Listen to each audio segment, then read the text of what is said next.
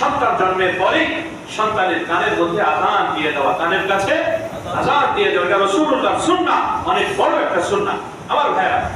এরপরে কোন একজন আল্লাহ ওয়ালা বুজুর্গের কাছে এই নবজাতক শিশুকে নিয়ে মিষ্টি জাতীয় কোন দ্রব্য, কোন খাবারকে ওই আল্লাহ ওয়ালা বুজুর্গের মুখের মধ্যে লাগায়া খেয়ে এটা লালা এই নবজাতক শিশুর কানের মধ্যে লাগায়া দেওয়া, এটা সুন্নাহ। হাদিসের পরিভাষায় বুখারীতে আসছে, রাসূলুল্লাহ পরিভাষায় রাসূল এটাকে তাহনীক বলে আখ্যায়িত করেছেন। সাহাবায়ে কেরামের কারোর ছোট্ট শিশু বলে, নবজাতক শিশু দুনিয়ায় আসলে সন্তান বলে, ছেলে হোক মেয়ে হোক, রাসূলুল্লাহর কাছে দৌড়ায়া কোলে করে রাসূলুল্লাহর কাছে নিয়ে আসতেন। ইয়া রাসূলুল্লাহ, আমার বাচ্চা এই যে আসছে দুনিয়ায়, এই যে আমার খেজুর আপনি একটু খান, নিজে খেয়ে আমার বাচ্চার একটু আপনি তাহনীক করায় দেন, মধু নিয়ে আসতেন আমার ভাইরা। এটা সুন্নাহ।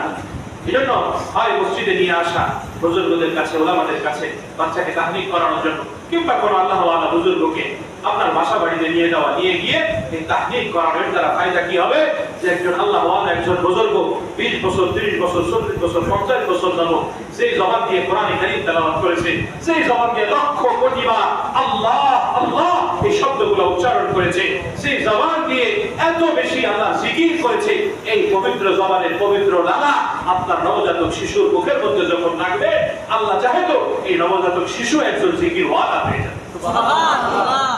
মনে থাকবে তো ইনশাআল্লাহ। এটা প্রাধান্য দিবেন। যখন মানুষ বুড়া হয়, বুড়োদের কিছু কাজ আছে, কিছু দায়িত্ব আছে। বয়স্ক হলে, দাদা হলে কিছু দায়িত্ব আছে, দাদি হলে কিছু দায়িত্ব আছে, নানা নারীরও কিছু দায়িত্ব আছে আমার ভাইয়েরা। যারা যুবক যুবতী, ওরা তো এগুলা বাবা মারও খেয়াল করা দরকার আছে।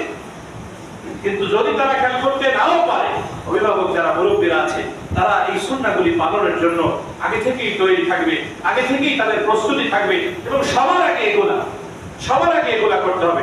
এখন তো শুরু হয়েছে যে এই যে বাচ্চা হওয়ার সাথে সাথে আগে ফটো সেশন করতে হবে, এই বড় একটা কেক আনতে হবে, এই করতে হবে, সেই করতে হবে, মানে কেক আর সাইজে বেশি সাইজে সুজে এটা ছবি টবি দিতে পারে, এইগুলাকে মনে করা হচ্ছে ফ্যাশন, মনে করা হচ্ছে আমার ভাই না।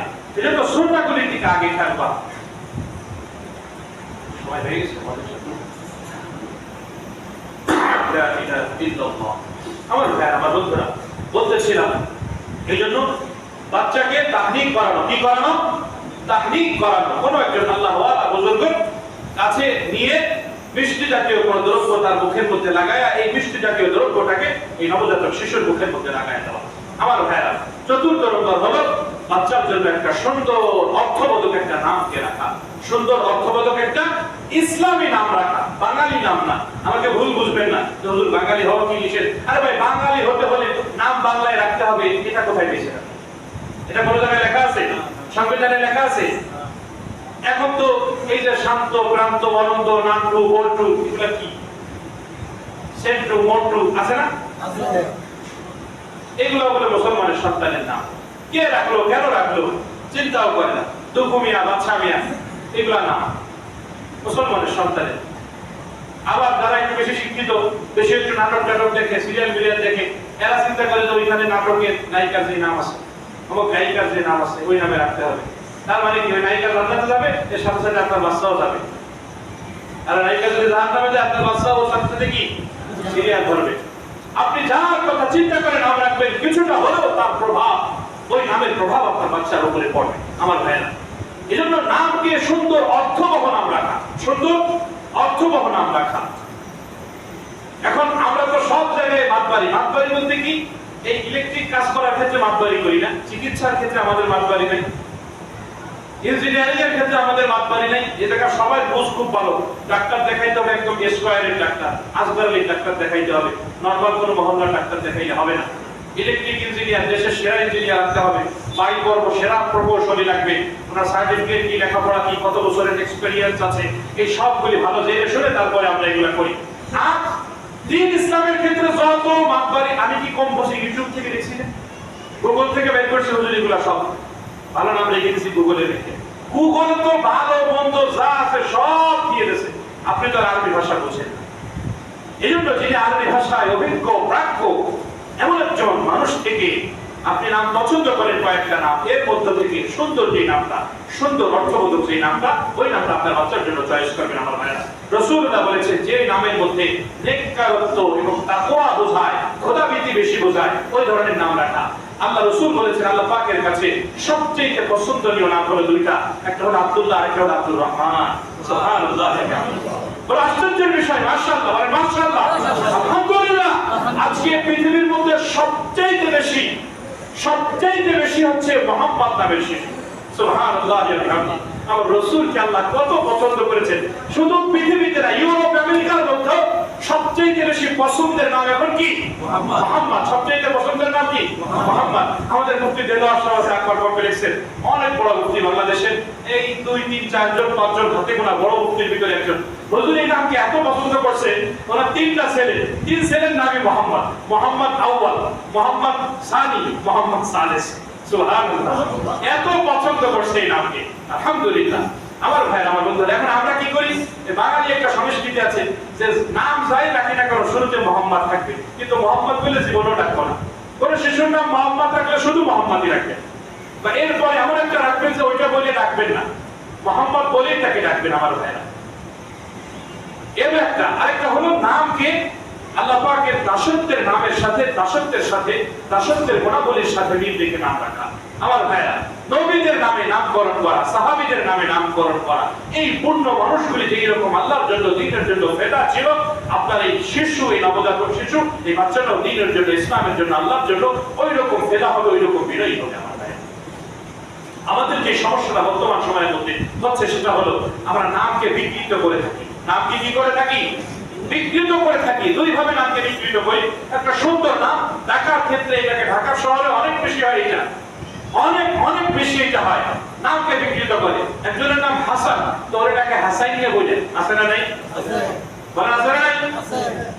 তো আবার হাসু কয়, হাসাইন নিয়ে হাসু, এগুলো কি রে ভাই?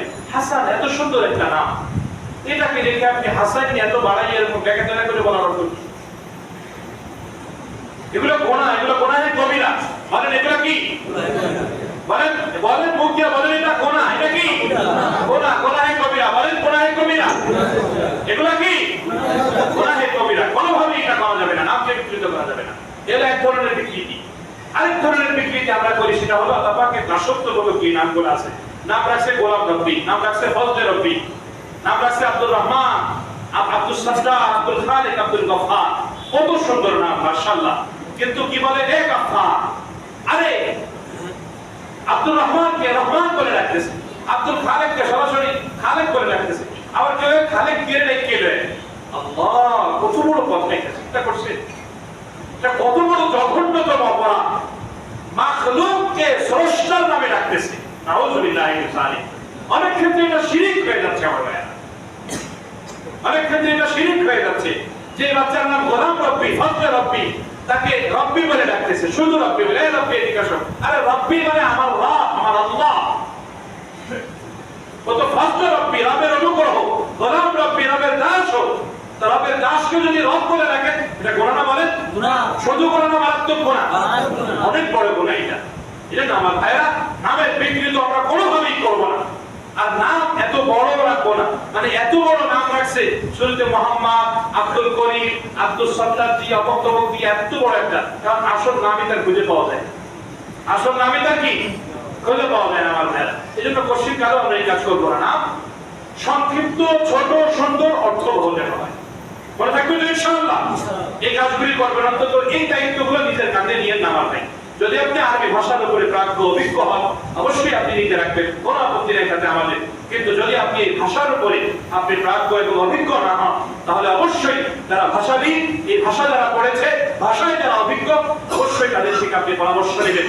নামের বাংলা উচ্চারণ, ইংরেজি উচ্চারণ, আরবি উচ্চারণ কি হয়, সবগুলোর বিশুদ্ধ উচ্চারণ বিশুদ্ধভাবে লিখে নিয়ে এরপরে তার বার্থ সার্টিফিকেট আপনি সেভাবে লিখে দিবেন। মনে থাকবে ইনশাআল্লাহ। আল্লাহ আমাদের সকলকে সংক্ষিপ্ত এই কথাগুলি বোঝার, আমল করার তৌফিক দান করেন। আমিন।